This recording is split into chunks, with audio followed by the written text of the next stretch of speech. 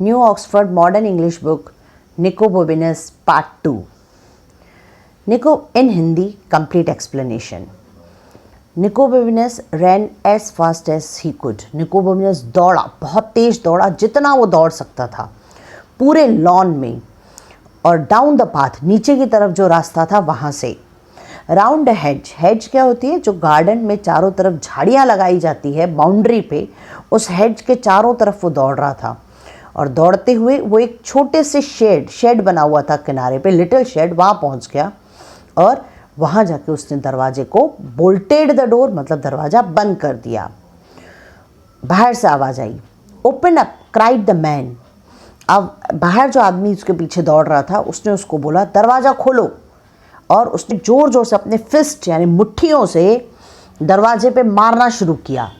And the hinges यानी जो दरवाजे जिस पे लगे हुए रहते हैं दीवार से, वो इतनी ज़ोर ज़ोर से फिस्ट से मार रहा था दरवाजे पे कि दरवाज़ा टूटने लगा, क्रीक्ड आउट होने लगा, दरवाज़ा हिलने लगा. और वो बैंग कर, जैसे ही वो दरवाजे को बजाता, as he banged it with the fist, with his fist यानी मुट्ठियों से, बैंग्ड यानी दरवाजे को बजाना. जैसे ही वो दरवाजे को बजाता, दरवाज़ा हिलने लगता, टूटने पे आ जाता.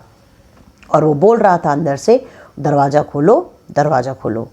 That door's not going to last long, thought Nicobovinus to himself, and he dragged a large old stone roller up against it. जो दरवाज़ा था वो निकोबोबिनस ने उस वक्त सोचा, निकोबोबिनस thought to himself यानी उसने खुद से सोचा कि ये दरवाज़ा ज़्यादा टाइम टिक नहीं पाएगा. The door not going to last long.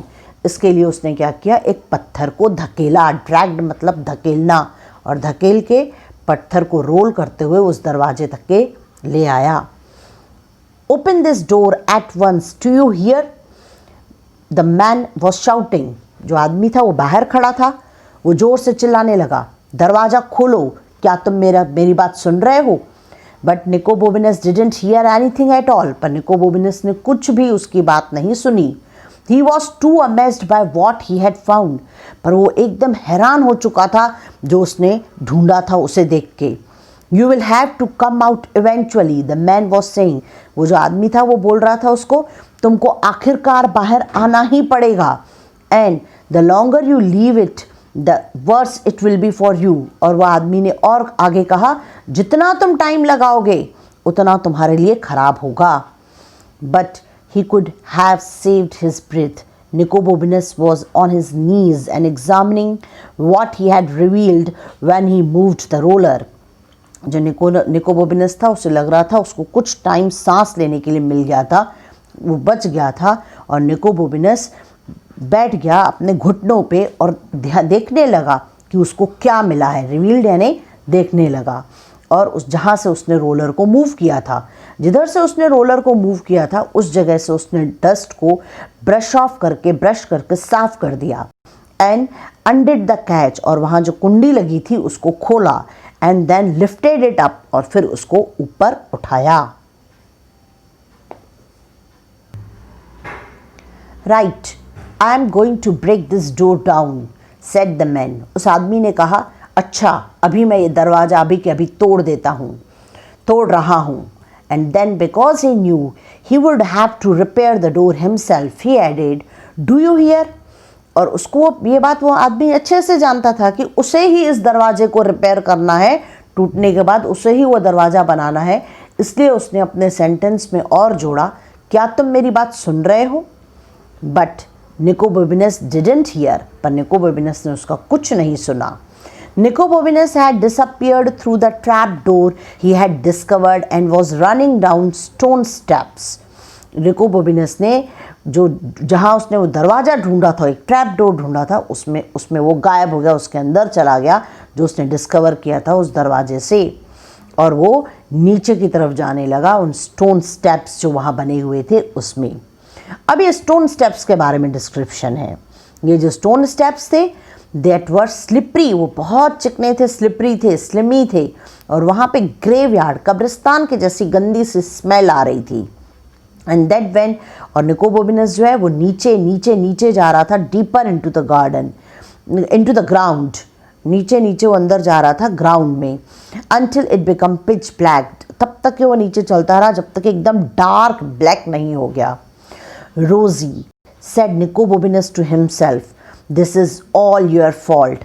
निकोबोबिनस ने खुद से कहा, अब अपने मन में बोल रहा है, खुद से बोल रहा है, रोजी ये सब तुम्हारी गलती है। He heard his heart pounding and his steps echoing along the dank rock of the narrow passageway, until all at once there was nothing, and before he realized he was falling in the blackness, he was. इस paragraph का मतलब है वो अपने दिल की धड़कन बहुत ज़ोर ज़ोर से सुन सकता था। He heard his heart pounding, और जो उसके पैरों की चलने की इको की आवाज़ थी वो भी आ रही थी, क्योंकि वो जिन पत्थरों पे, जिन रॉक्स पे पैर रख रहा था वो एकदम स्लिमरी और एकदम स्मूथ थी, जिस पे पैर रखने पे एकदम से वहाँ आवाज़ आ रहा था जो इस नैरो पैसेज से जा रही थी। Until all at once there was nothing, अचानक ही वहाँ कुछ भी नहीं था। इससे पहले कि वो रियलाइज़ करता कि वो गिर रहा है, वो गिर चुका था। कहाँ पे? उस अंधियारे में, उस अंधकार में। जब वो गिर रहा था उस वक्त several thoughts flashed through his mind at the same time, वो गिरने लगा तो उसके दिमाग में बहुत सारी बातें अचानक आ गई, और वो सब बातें क्या थी? जो है वो ये बातें हैं। The first was something along the lines of bother, पहली तो परेशानी वाली, तकलीफ वाली बातें थी जो कि काफ़ी रूड थी बातें, जो बिल्कुल वो सोच रहा था कि वो किसी मुसीबत में फंस गया है, ऐसी बात थी। The second was a rather unkind thought about his best friend. अब दूसरा भी उसके अंदर, ये पहली सोच तो उसकी परेशानी की थी कि वो मुसीबत में पड़ गया, तकलीफ़ में है, वो तो था, और सेकंड जो सोच थी वो उसकी बेस्ट फ्रेंड से रिलेटेड थी। जो उसकी बेस्ट फ्रेंड थी उसका नाम था रोजी, जिसने ये पूरी जर्नी स्टार्ट की थी। Who had instigated the whole expedition, instigated यानी स्टार्ट करना, एक्सपीडिशन यानी ये पूरा जो जर्नी चल रहा है वो। And it involved her dangling over a snake pit while numerous fierce dragon flew at her chanting, how could you do it to him, poor Nicobobinus? Now, in lines का मतलब क्या है? ये रोज़ी के बारे में सोच रहा है। जो रोज़ी है वो उसको कहीं ऐसे स्नैक पिट के ऊपर टंगी हुई है या टांगा हुआ है, और उधर बहुत सारे बहुत डरावने ड्रैगन्स जो हैं वो उसके आजू बाजू में उड़ रहे हैं और वो चिल्ला रही है। और इस तरह की सोच, और वो क्या चिल्ला के बोल रही है कि तुम निकोबोबिनस मेरे साथ ऐसा कैसे कर सकते हो, ऐसी सोच निकोबोबिनस के मन में रोजी के बारे में आई। The third thought was, suppose it's a well, a deep unused well with slippery sides that you could never climb and icy water at the bottom.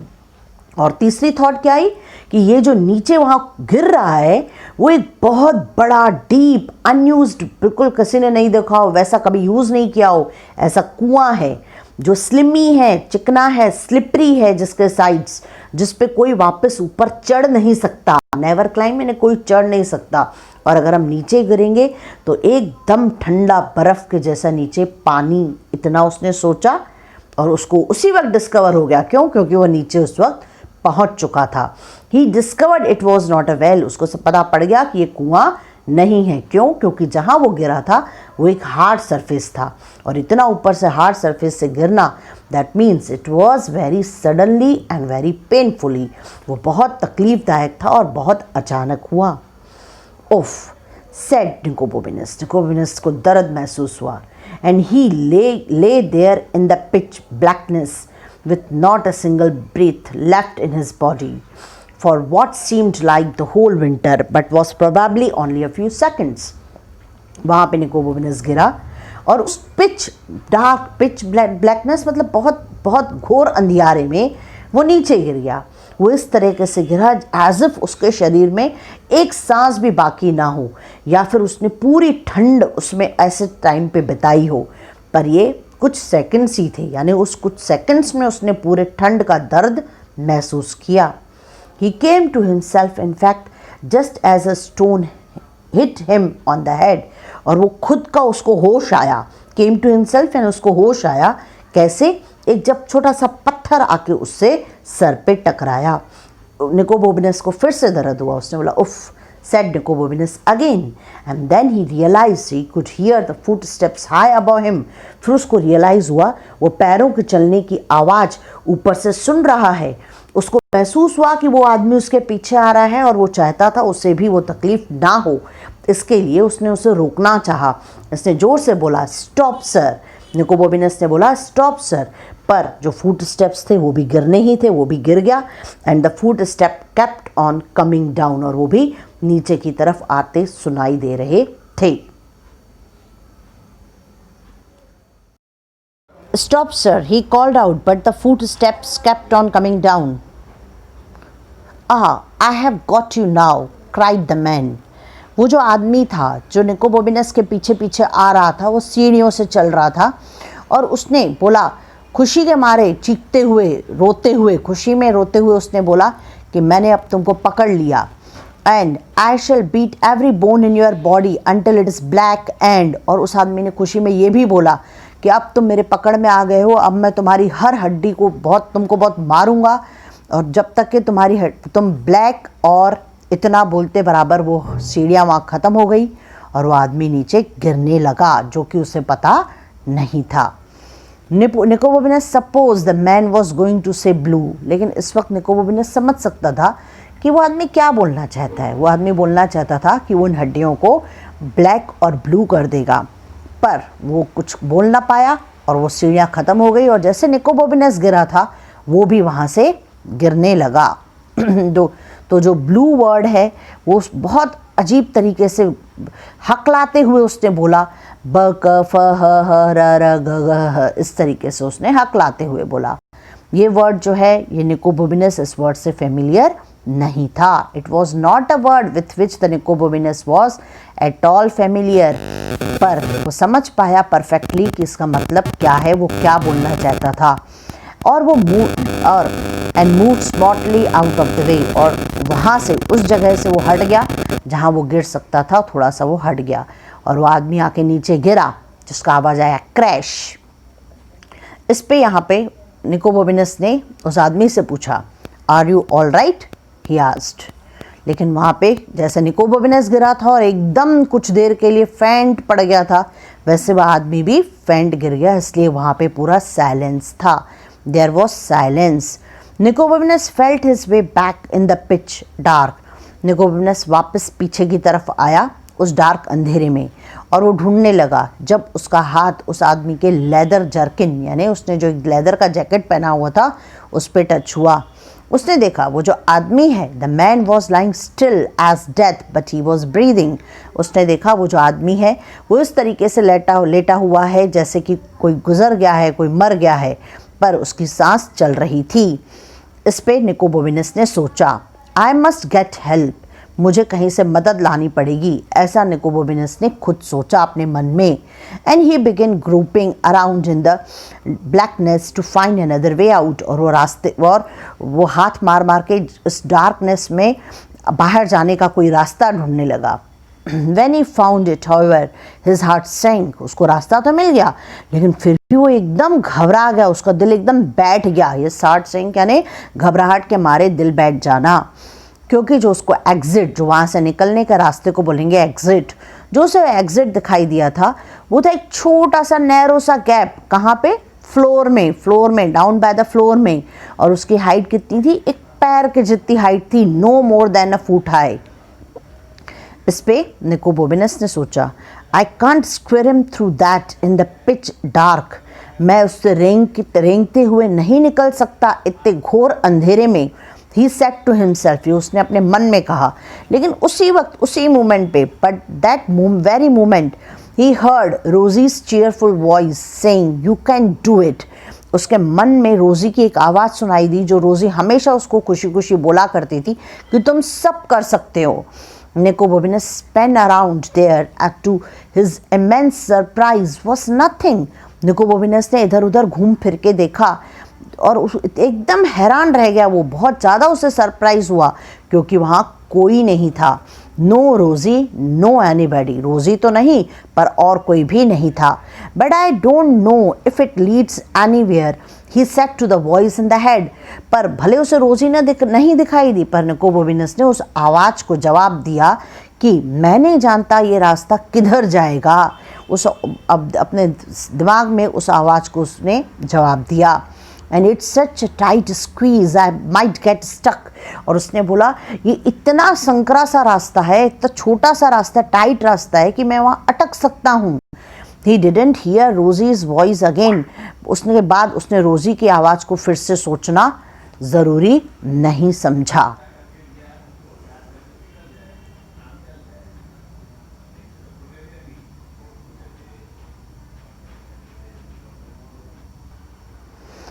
He didn't hear Rosie's voice again, but he knew what it would have said, and that was how he found himself wriggling down a narrow passage of stone in the pitch black. अब वो नहीं जानता था, he didn't hear Rosie's voice again, उसने फिर से रोजी की आवाज़ को नहीं सुना, पर वो जानता था कि अगर यहाँ रोजी रहती तो उसने क्या बोला रहता।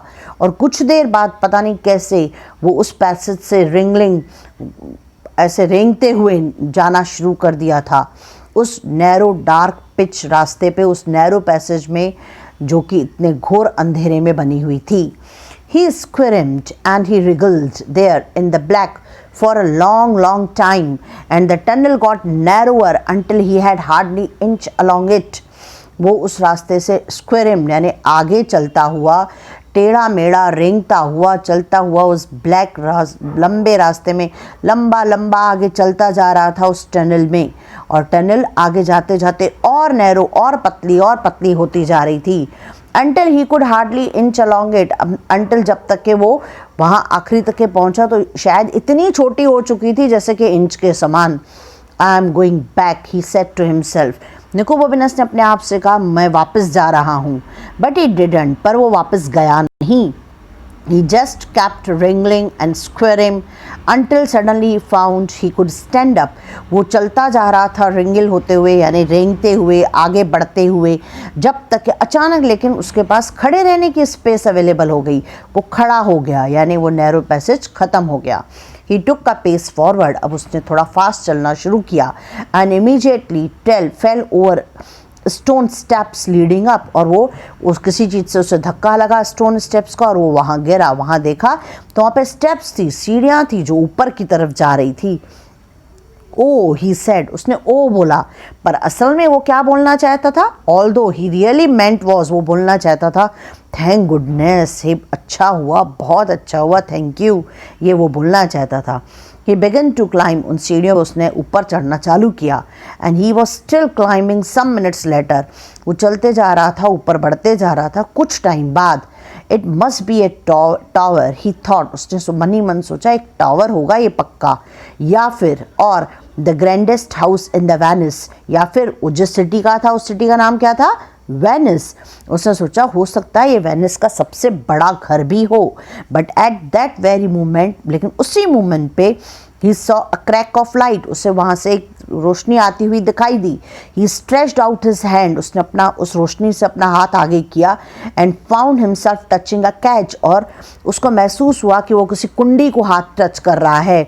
उसने कुंडी पे धीरे से क्लिक किया, softly clicked in the dark, तो अब पैनल जो था सामने वो एकदम स्लाइड हो गया और दरवाजा ओपन हो गया। अब पैनल सडनली स्लाइड ओपन, वो पैनल खुल गया और निकोबोमिनस ने उससे आगे गया। वो stepped through into and most amazing room he would ever seen, और वो ऐसे एक रूम में पहुंच चुका था जो बहुत ही अमेजिंग, हैरान करने वाला रूम था जैसा उसने कभी देखा भी नहीं था।